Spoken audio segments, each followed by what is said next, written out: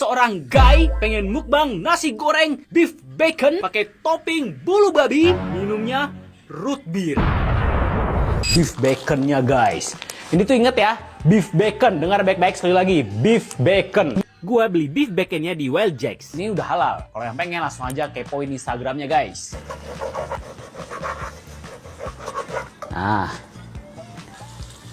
Nah ini sudah nih.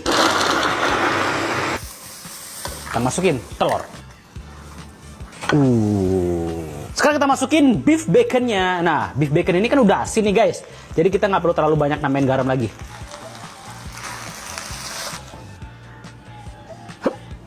Udah siapin nih guys, minumnya root beer. Wow. Bulu babi. Nah, gue makannya pakai sendok kecil. Oke, beef bacon nih. Bismillah. Asin gurih, smoky, berempah, berbumbu.